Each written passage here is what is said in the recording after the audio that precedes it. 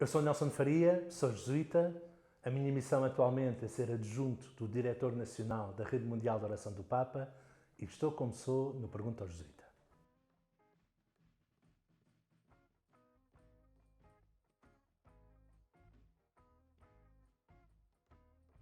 Ser absolutamente livre para a vontade de Deus. Isso é que é ser magis.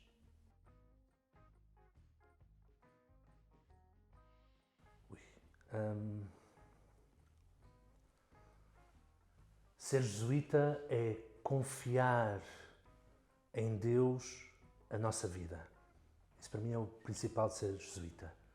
É realmente confiar que a melhor maneira de acertar com aquilo que eu mais desejo da minha vida é colocar-me nas mãos de outros, que outros me vão apontando o caminho. Ainda que nós vamos falando com o provincial, com os superiores, mas acho que principalmente é isso, é confiar que Deus nos vai apontar o caminho através de outros. Algo que agora até está mais na moda por causa de todo o tema da sinodalidade.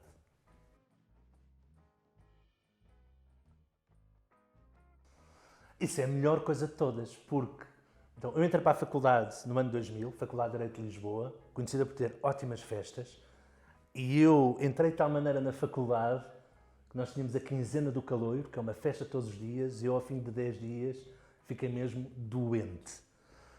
Isto houve uma coisa má, tive 2 dias em casa a tentar recuperar dos excessos, mas teve uma coisa ótima que foi que fiquei a conhecer toda a gente. E então, no ano seguinte, convidaram para ser o responsável das festas da faculdade, que é uma coisa que eu realmente fazia com muita alegria. E continuei a ser um grande festeiro, até mais ou menos aos 25, 26 anos comecei a abrandar, e aos 27 entro na companhia. Qual é a ponto que se pode fazer com ser padre? Ser católico é aprender a viver em festa. E se calhar essa foi a grande conversão que acabou por me acontecer. Deixar de estar tão preocupado com todas as luzes e fogo de artifício que andavam à minha volta e começar a estar mais centrado nas luzes e no fogo de artifício que por vezes anda cá por dentro e como é que ele pode iluminar e não encadear. E ser católico é viver na festa. Temos 40 dias de quaresma, mas 50 dias de tempo pascal. Para nós o Natal não é só o 25 de dezembro, vamos do 25 de dezembro até ao 1 de janeiro e depois ainda vamos ter mais tempo de Natal. Portanto, já para não falar de todas as festas dos santos, ser católico é viver em festa. E é pena que às vezes nós nos esquecemos disso. Mas é isto, ser católico é viver em festa. Portanto, a transição de vogal do Departamento Recreativo, o homem das festas da Faculdade de Direito de Lisboa, para padre, eu até me arriscaria a dizer que é quase natural.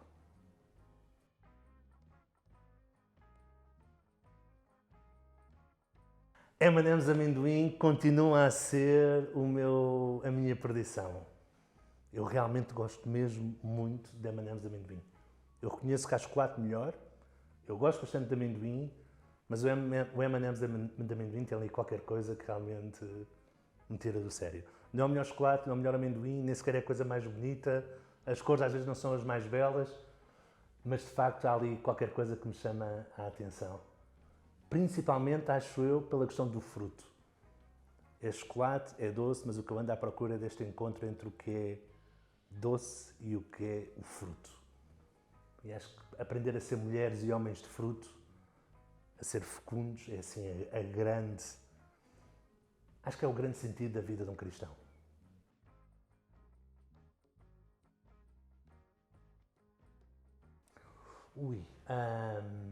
Eu agora faço compras para a minha comunidade, portanto, estou bastante mais disciplinado.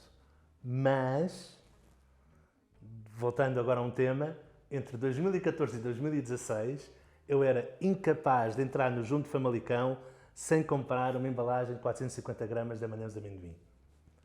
Eu muitas vezes entrava a dizer, hoje não vou levar M&M's, e quando dava por mim, os M&M's estavam no carro. E isso ensinou-me uma preciosa lição sobre liberdade.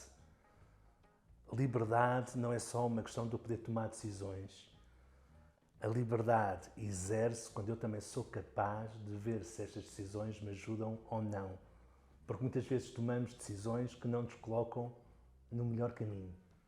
E lá está, aqui na questão dos M&M's de amendoim, apesar de eu entrar pelo meu próprio pé, esticar a mãozinha, colocá-los no carro e depois pagá-los, a verdade é que eu não era livre. E isto foi um processo giro, caricato, mas de qualquer maneira curioso na minha vida espiritual. Como é que eu posso tornar-me refém dos meus apetites? Como é óbvio que eu sou refém dos meus apetites. Mas aqui foi um bom exemplo.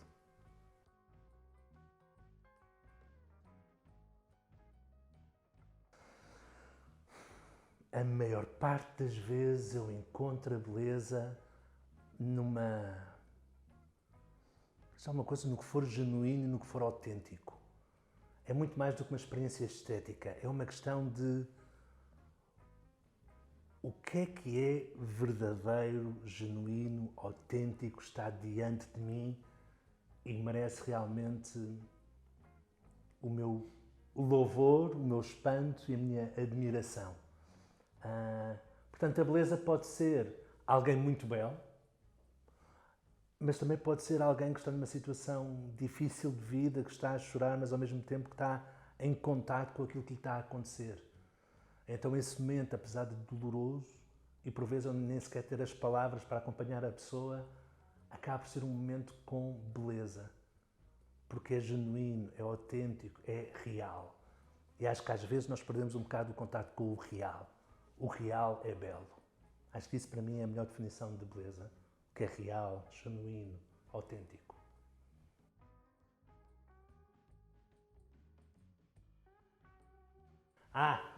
Ravenclaw. Vários quiz acabaram por dar exatamente a mesma coisa. Claro que há sempre um fascínio por Slytherin. Nunca me senti atraído por Hufflepuff. Se calhar também era um bocado bully quando andava na adolescência.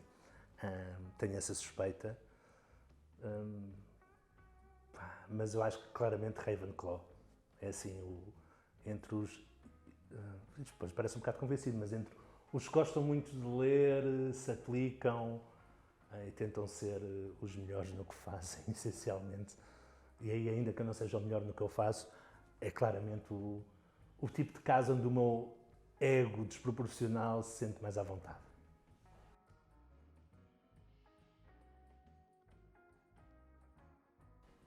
Se fosses do Senhor dos Anéis, que personagem serias?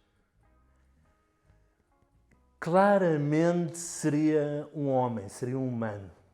Eu adoraria dizer, gostava de ser um hobbit, e acho que se calhar na minha vida eu gostava mesmo de ser mais como os hobbits são, simples, focados no essencial, sabem bem o que é cuidar da casa, viver em comunhão com a natureza.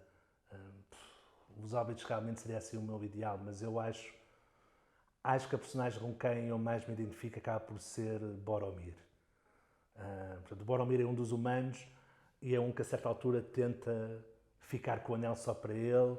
Acaba por dar a vida, spoiler alert, para salvar o Frodo, mas também é ele que vai colocar o Frodo numa situação de perigo, de vida. Mas acho que Boromir será provavelmente o personagem com o qual eu mais me identifico. Não é o que eu gosto mais, mas é provavelmente aquele com quem eu mais me identifico. Tenta fazer o bem, está muito orientado para aquilo que ele acha que pode ser bom, tentar derrotar o mal, ao mesmo tempo demasiado autossuficiente, demasiado autocentrado, capaz de grandes gestos, lá está, e de dar a vida. E tem ali um momento final, principalmente no livro nota-se bem, que é quando ele confessa a Aragorn o que tinha acabado de fazer, para que não o tratassem só como um herói. Ele salva a vida do Frodo, mas ao mesmo tempo também foi ele que colocou o Frodo em perigo. Então aí Boromir seria provavelmente a minha personagem, aquela que melhor representa quem é que eu sou.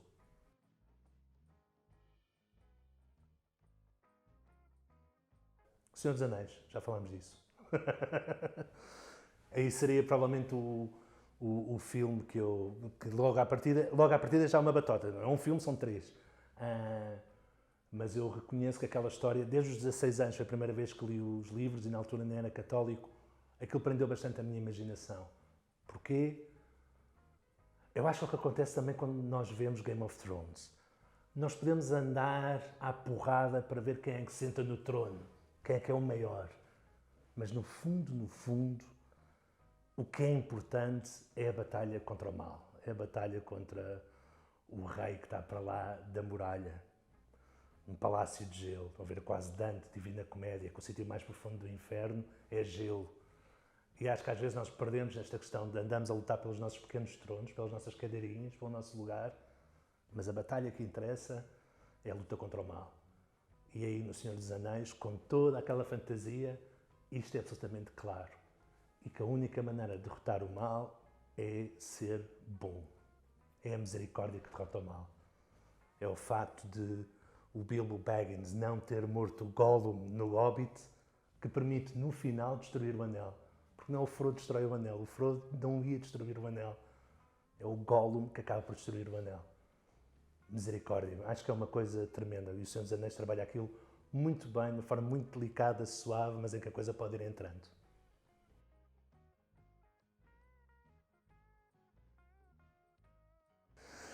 A história mais engraçada do noviciado é claramente um serão em que um novício, então, que era licenciado em astronomia, nos proporcionou uma visita ao... Estamos ali a olhar as estrelas, essencialmente foi isto. Na biblioteca, deitámos todos no chão, ele agarrou num projetor e conseguiu projetar o céu. Ele tinha andado a estudar de astronomia e então estávamos nós naquele planetário improvisado. Ele vai falando das estrelas, de tudo, as vias lácteas, as milhares de galáxias. A certa altura vai chegar ao Sistema Solar. E começa a falar do Sistema Solar, vai falando dos vários planetas e de repente ele fala da Terra, o planeta onde nós vivemos. E depois passa para Marte. E quando ele começa a falar de Marte, há um noviço que diz: espera aí, estás-me a dizer que a Terra não é uma estrela? E eu lembro perfeitamente que nós ficámos todos parados. Portanto, já estávamos parados, estávamos deitados no chão, mas houve aquele silêncio do será que ele perguntou mesmo isto? E o tipo que está a mostrar, que estava a falar, diz: sim, estou. E nós desmanchámos a rir na cara dele, porque foi uma pergunta inacreditável. E ainda hoje, quem viveu aquele momento, de vez em quando fazemos isso. Espera aí, estás a dizer-me que a Terra não é uma estrela? As revelações que acontecem no noviciado, foi incrível.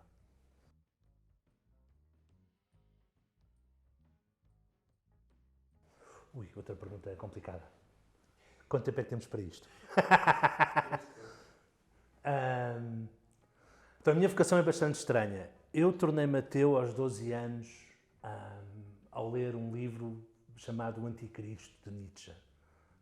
Eu gostava muito de histórias de vampiros e de terror, tinha 12 anos, li aquela e de repente meti-me em filosofia e os catequistas, os pobres, sofreram bastante às minhas mãos. Deixei de acreditar aos 12, tornando-me ateu.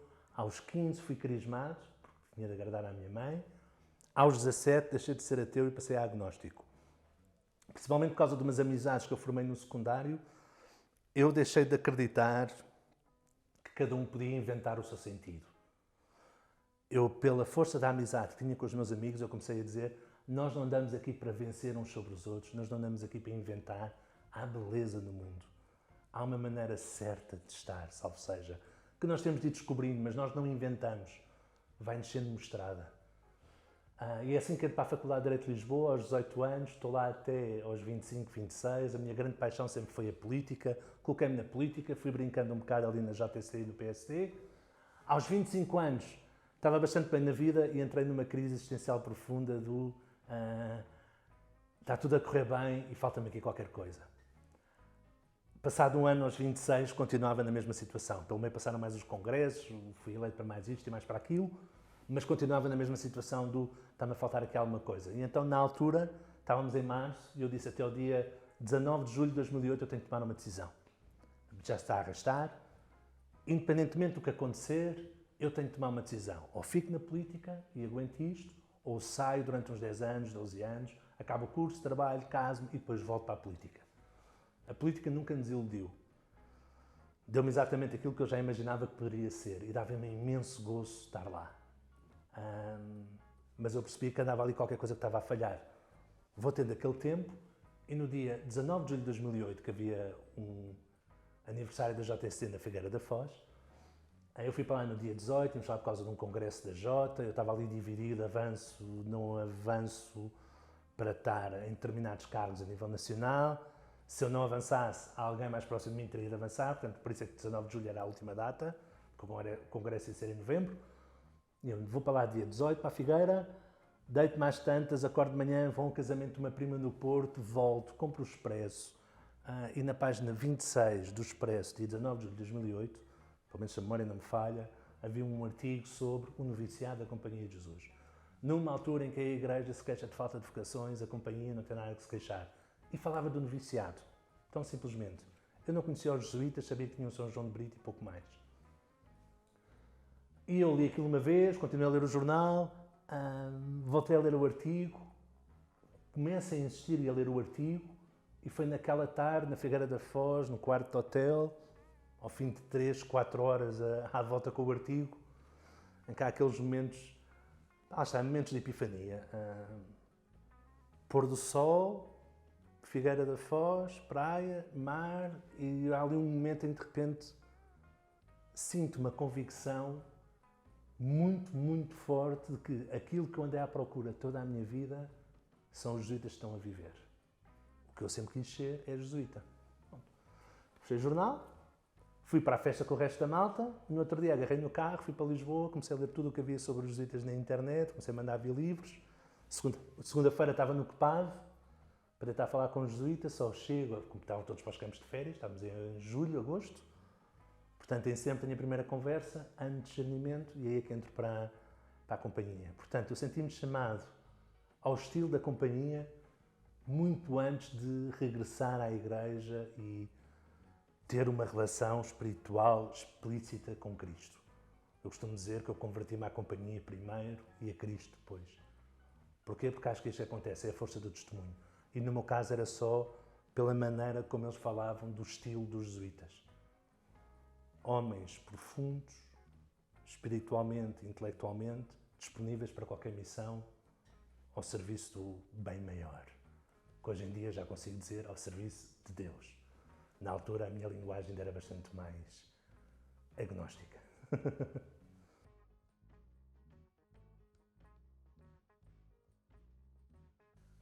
Então, o momento que me trouxe mais felicidade desde que sou jesuíta.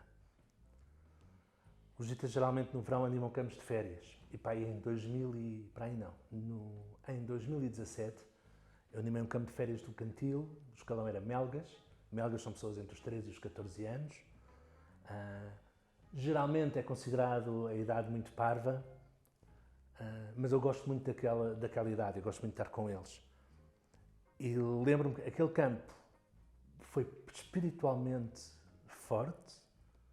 Lembro que a certa altura já os pedimos mandar rezar 30 minutos sozinho, quer dizer, qualquer coisa de malta de 13, 14 anos, e nós dizíamos pontos de oração, vai rezar. Eles iam felicíssimos da vida. Foi mesmo um grupo muito bom. E lembro-me de um BTS, aí no dia 8, em que essencialmente a malta tinha de agradecer uma coisa que tivesse recebido no campo, típico. Pronto, eu estava ali mais como espectador, a ver as pessoas a agradecer coisas que tivessem recebido uns dos outros. E há uma miúda que vem ter comigo e que me diz, eu já nem sei quem ela é, mas a miúda diz-me, obrigado por me ajudares a acreditar. E isto é daqueles momentos que nos confirma particularmente qual é que é a coisa que eu devia fazer na minha vida mais do que tudo. Mais do que falar de séries, do Senhor dos Anéis, de escrever isto ou aquilo, de alguma maneira poder ajudar a retirar os obstáculos que nós vamos tendo no nosso caminho da fé. Pronto, e esta frase da miúda ficou-me marcada. Obrigado por me ajudares a acreditar. E leva também muitas vezes ao exame de consciência, na maneira como eu estou, na maneira como eu falo, naquilo que eu faço. Estou a ser obstáculo à fé dos outros ou estou a promover a fé? E isto fala de um Deus que é amor, próximo e misericórdia ou não? Pronto, isso é muitas vezes o que eu levo ao meu exame de consciência. E esta frase, para mim, é fundamental. É uma graça que foi concedida àquela melga por Deus e que eu não estraguei, o que foi ótimo. Essencialmente é isto, é deixar que Deus faça e tentar não estragar o que Ele está a fazer nos outros. Portanto, essa será talvez das experiências na companhia mais belas.